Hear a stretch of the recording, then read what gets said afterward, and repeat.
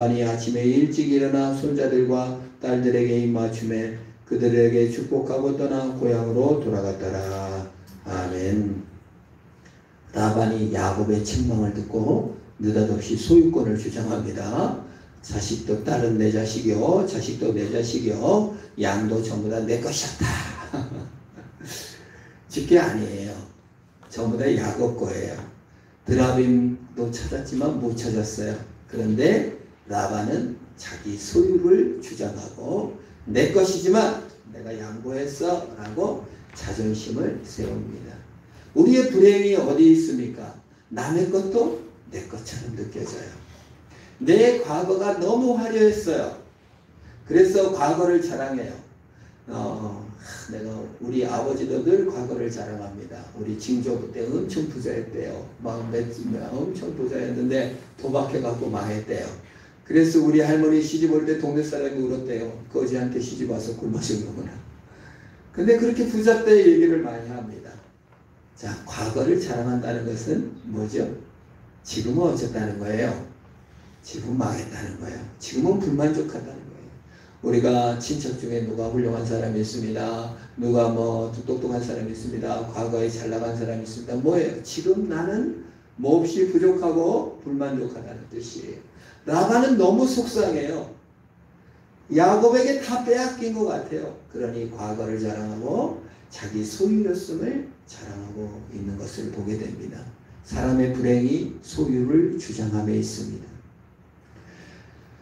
사람의 불행이 과거에 내 것이었고 저 사람 것도 내 것이었는데 나는 없구나 할 때 가장 괴로운 거예요. 사촌이 논을 사면 배가 아파요. 왜요? 고만고만 하거든요. 조금만 하면 차지할 것만 같은데 내게 없거든요. 그러니 너무 속상한 겁니다. 사실 야곱과 라반은 육촌간이에요. 거의 학렬로는 같아요. 물론 어머니 리브가가 라반의 여동생이었기 때문에 어쩔 수 없지만은 사실은 아브라함 때로 본다면 그냥 학렬이 같아요. 그러니 학렬 같은 도망자 야곱이 다 차지한 것 같으니 너무 억울한 거예요. 거의지 하인으로 왔다가 내 재산을 다 가져간다고 생각하니 얼마나 속상합니까? 사람들이 소유에 많고 적은 과거의 영광을 바라볼 때 우리는 사는 것이 너무 힘들어지고 비참해집니다. 이후 고만고만한 사람이 더 가졌다 생각할 때 너무 속상한 것이죠. 내 자식이 밀려난다고 생각할 때 너무 속상하는 거예요. 학원을 보내도 저 옆에 영희 엄마는 무슨 학원 보인다. 너무 속상한 거예요. 왜요? 출발선이 틀리다 이거예요. 여기서 100m 달리기를 하면 여기서 똑같이 뛰어야 되는데 영희는 한 발자국 앞에서 달려간다고 생각하고 나는 그 뒤에서 뛰어간다고 생각하면 불안한 거예요. 그래서 서울 사람들은 다 과외를 보내요. 과외 보내는 이유가 뭔지 아세요? 옆집 엄마도 하고 그 앞집 엄마도 하고 윗집 엄마도 다 하기 때문에 내 자식만 여기서 출발하면 안 된다. 같이 출발하게 해야지. 그래서 같이 출발하게 하려고 서로 다 매달리는 거예요. 내 권리를 빼앗길 수 없다. 내 소유를 빼앗길 수 없다. 내가 차지해야 된다고 생각하는 마음이 우리를 힘들게 합니다. 그래서 과거의 자랑을 하고 미래의 자랑을 하며 결심도 자랑하는 것이죠. 소유에 많고 적음. 그게 갑질로 나가고 계급으로 나갑니다. 최근에 우리는 참 안타까운 소식을 들었습니다. 서초동에 있는 한 초등학교 교사 선생님께서 교실에서 극단적인 선택을 했다는 거예요. 얼마나 충격적입니까? 뭘 말하고자 했을까요? 서초동의 수많은 법조인들 자식들이 너무 교사를 힘들게 한다는 거예요. 온갖 정말 내 아들의 권리, 내 자식의 권리를 빼앗기지 않기 위해서 집단적으로 너무 힘들게 한다는 뉴스를 우리는 접합니다. 내 자식의 권리를, 내 소유를 빼앗길 수 없다. 내 자식만은 이 앞장서서 가야 하고 내 자식이 선생님한테 무시받아서는 안 되고 다른 학생보다 더 잘 돼야 된다라는 사고방식이 우리를 얼마나 힘들게 합니까? 라반이 궁극적으로 힘든 게 뭐였어요? 재산을 야곱이 가져갔다. 내 거여야 된다. 내가 남보다 나아야 된다. 내가 더 가져야 된다. 소유권을 주장할 모습부터 너무 힘들어지는 것입니다. 내 것이다. 그러면 뭐예요? 남보다 더 많이 가져서 더 계급이 높아졌으니 내가 갑질해도 된다. 이게 참 무서운 논리입니다. 사탄은 늘 우리에게 와서 은혜와 평등, 사랑보다는 네가 이겨야 되고 네가 더 많이 가져야 되고 네 권리를 차지하라고 우리에게 늘 요구합니다. 그래서 권리를 잃어버리면요, 돈을 잃어버리면요, 내 자존심이 무너져버리면요, 마치 나는 쓸모없는 존재가 된 것 같고 비참한 존재가 되어 너무 슬퍼하게 되는 것입니다. 이게 사탄의 거짓말입니다. 네 가진 것으로 너를 증명하라.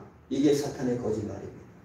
여러분 혹시 여러분들이 가진 것으로, 여러분의 성품으로, 여러분이 얻은 것으로 나를 증명하고 있다면 사실은 사탄의 거짓말에 속은 겁니다.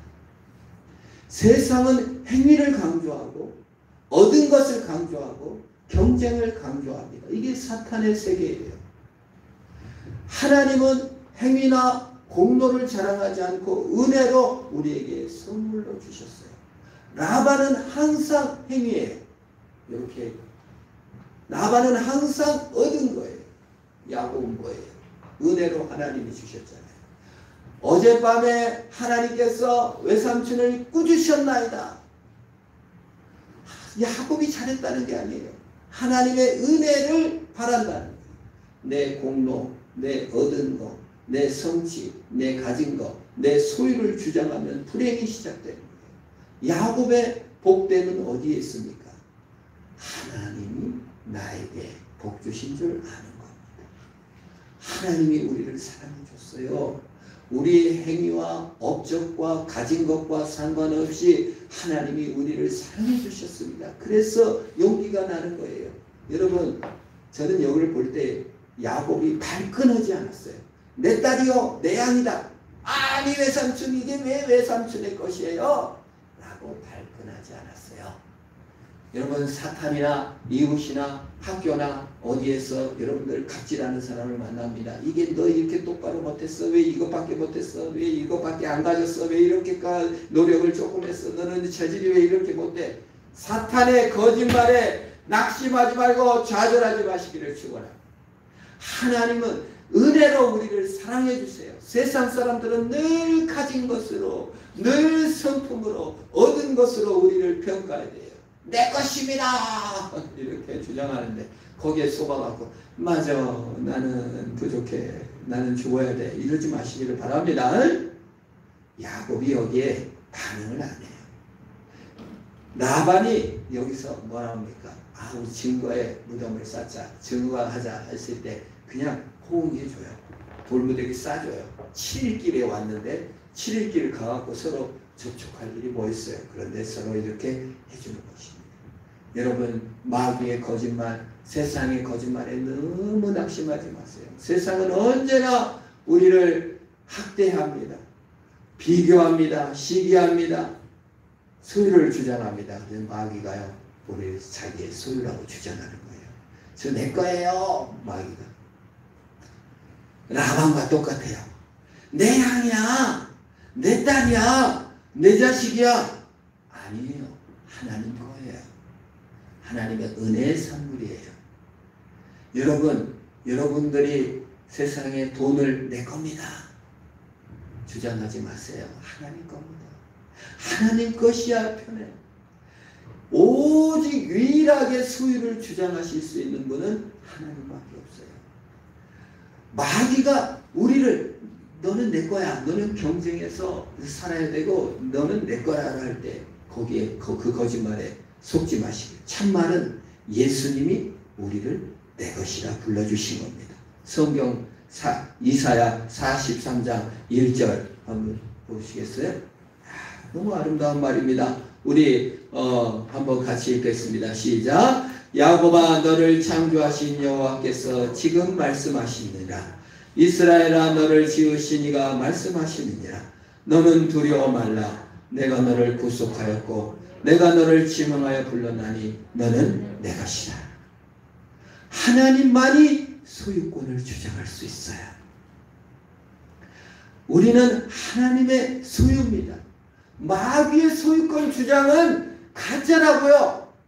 여러분에게 갑질하는 계급이 있다고, 권리가 있다고 주장하고 소유권이 있다고 주장하는 모든 사람의 주장은 가짜인 줄 믿으시길 바랍니다. 장사하다가 별 이상한 사람 만나고 공무원 하면서 뭔가 갑질하는 사람 당할 때 여러분 라반이 지 것도 아니면서 주장하듯이 야곱이 그 웃기는 거죠. 야, 그건 네 거 아니야. 하나님 거 빌렸으면서 뭘 이렇게 잘난 채 넘겨버리시기를 축원합니다. 소유를 주장하실 수 있는 분은 하나님밖에 없어요. 그리고 우리의 주인은 하나님밖에 없어요. 너는 내 것이라고 했습니다. 7절. 자, 우리 이사야 43장 7절 같이 읽습니다. 시작. 내 이름으로 불려지는 모든 자 곧 내가 내 영광을 위하여 창조한 자를 오게 하라. 그를 내가 지었고 그를 내가 만들었느니라. 우리의 유일한 주인은 하나님밖에 없습니다. 마귀가 아니에요. 여러분 군수님께 일한다고 군수의 종이 아닙니다.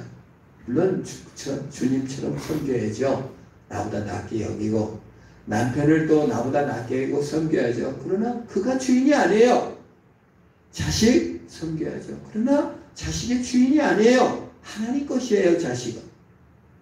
부모도 하나님으로 섬기는 겁니다. 나보다 낮게 여기고 섬기는 것입니다. 그 하나님께 영광을 돌릴 때 자아를 찾는 거예요. 내 소유로 주장하니까 너무 심하게 갑질을 하게 되고 내 자식이 그 교사로 인해 다 무너진 거 아니잖아요. 근데 왜 그 교사에게 다 책임을 돌립니까? 부모 책임도 있고 사회 책임도 있는 것이죠. 그래서 여러분 성경은 계속 너희들의 소유를 주장 좀 고마해라. 너희는 하나님 것이다. 내가 사랑으로 너희를 불렀다. 다른 건 다 빌려 쓰는 거라고 말합니다. 아가서 6장 3절에서도 소유권을 주장합니다. 아가서 6장 3절 한번 읽어볼까요? 시작. 나는 내 사랑하는 자에게 속하였고 내 사랑하는 자는 내게 속하였나니. 소유. 내가 예수님의 사랑에 속하였고 예수님이 내 안에 속고 예수님이 나에 대해 소유권을 주장하여 사랑할 때만 소유권을 주장할 수 있는 거예요. 그래서 연애할 때 자기라고 부르는 거예요. 소유권을 주장하는 거예요. 부부는 서로 소유권을 주장할 수 있는 사이예요. 다른 거 공유하면 안 돼요. 아, 내 아내가 너무 이쁘니까 다른 남자하고 공유해야지. 미친 남자죠. 절대 그럴 수 없는 거예요. 하나님 사랑도 마찬가지예요. 하나님 사랑이 너무 좋으니까 돈하고 같이 섬겨야지. 그 미친 짓이다. 그 말이 있을 수 없다.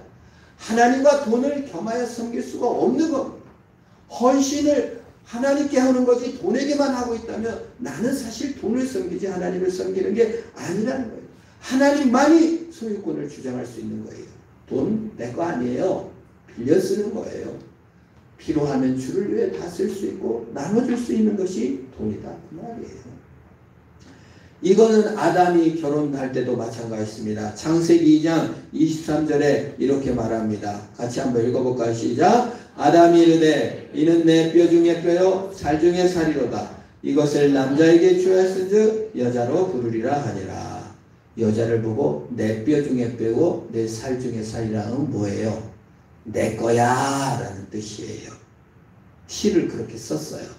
내 거라 그 말이에요. 아담이 소유권을 주장했어요. 유일하게 여자에 대해서, 부인에 대해서, 아내에 대해서. 예수님이 유일하게 우리의 소유를 주장합니다. 너는 내 것이야. 은혜로 소유 삼으신 것입니다. 그래서 하나님은 우리의 신랑인 거예요. 예수님 우리의 신랑인 거예요. 그래서 배타적으로 헌신적으로 나를 사랑해 주시고 내 거라고 주장하는 거예요. 그것만 옳아요. 그것만 진리예요. 여러분 직장에서 맛이 지 권리인 것처럼 막 주장하고 대드는 사람 야곱처럼 아이고 다 내 것이 주님 내가 주님에 속해 있지. 너가 지금 떠드는 거 다 소용없는 짓이야. 점 하나 찍고 경계를 딱 치시기를 바랍니다.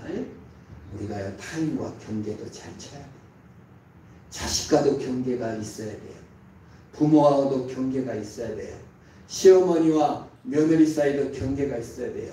엄마와 딸 사이에도 경계가 있어야 돼요. 이 경계가 없으면요 큰일 나요. 아무리 한 몸인 부부간에도 서로 경계가 있어야 됩니다. 경계는요 울타리예요. 여러분 오늘 성경에 보면은 라반과 야곱 사이에 경계를 세우고 돌을 세웁니다. 내 몸 같을 것이라고 생각하면 안 돼요. 남편에게 부탁하고 감사하다고 해야 돼요. 그게 경계예요. 아내를 사랑해 주는 것이 경계예요. 보호막이 없으면요 그거 안 돼요. 야곱, 아담과 하와도 경계가 있어야 돼요. 선악을 알게 한 나무는 경계예요. 보호막이에요. 법이 보호막이에요. 대한민국에 경계가 있는 겁니다.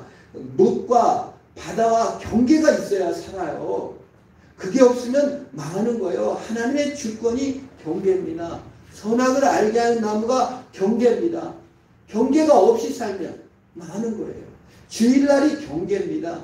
예배 드리는 날로 경계를 정해놓지 않으면요 우리가 마음으로 믿으면 되죠 이 안 돼요. 경계를 정해놔야 돼요. 사람 사이에도 경계를 정해놔야 돼요. 어머니 이런 거는 지켜주셔야 되고요. 며느리도 그건 지켜주셔야 될 선이 있습니다. 선을 넘어가면 안 되는 거예요. 우리는 너무 선을 쉽게 넘어가요. 하나님께 섬기는 것도 선이 없어요. 경계가 없어요. 그러니 망가지는 거예요. 자녀 양육도 어떻게 합니까? 선이 없으면요 망가져요. 우리 TV에 나오니까 막 학생이 막 교사한테 반말하고 막 욕하고 막 왜? 나는 내대로 할 거야. 아무 경계가 없이 키워요. 안 되는 거죠. 경계는 보호막인 것입니다. 오늘 성경에 44절 오라 너와 언약을 맺고 너와 나 사이에 증거를 삼을 것이니라. 그래서 기둥을 세우고 이렇게 경계를 하는 거예요. 울타리죠. 그 울타리가 있어야 사람이 편안해요. 집을 져놓고 울타리를 없애는 사람은 너무 불안하다. 학교 운동장에 울타리 없는 운동장에 애들을 놀게 하고 울타리 있는 데다 애들을 놀게 했더니 울타리 없는데 자유롭게 놀 줄 알았더니 애들이 불안해가지고 운동장 가운데서만 쫑쫑 놀고 있더래. 근데 울타리를 딱 쳐놓으니까 운동장 전체를 돌아다니면서 너무 자유롭게 놀다. 그럼 어느 목사님이 아버님 장례 끝나고 그 글을 보고 말씀하시는데 꿈을 꿨는데 울타리가 무너지는 꿈을 꿨대. 그래서 저에게 와서 아버지가 별거 하는 게 없는 줄 알았더니 우리 집에 울타리였음을 알았습니다. 경계예요. 하나님 아버지가 우리의 경계, 유일하게 우리의 경계를 세워주시고 선이 되어주시는 분은 하나님이십니다. 여러분의 울타리를 하나님께 두실 때 우리가 살아나는 거예요. 하나님께서 함께 하시는 거예요. 여러분의 남편이 울타리, 경계를 져주셔야 돼요. 아내가 경계입니다. 자식도 경계를 져주셔야 돼요.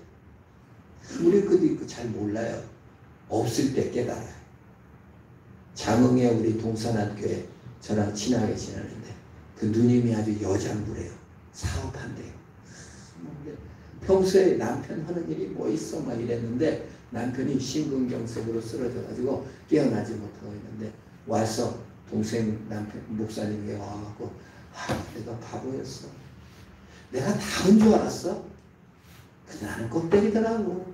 남편이 너였으니까 아무것도 안 돌아가더래. 빈자리가 크게 느껴진다는 뜻이지. 울타리라는 게 그렇습니다. 평소에 저거 아이고 저거 둘러쳐놓고 뭐하고 있나. 아니 울타리 필요한 거. 부모의 울타리, 엄마의 울타리. 자식 그게 얼마나 큰지 자식들은 몰라요. 괜히 방해나 하는 줄 알지. 하나님의 울타리가 우리는 어떻게 느껴집니까?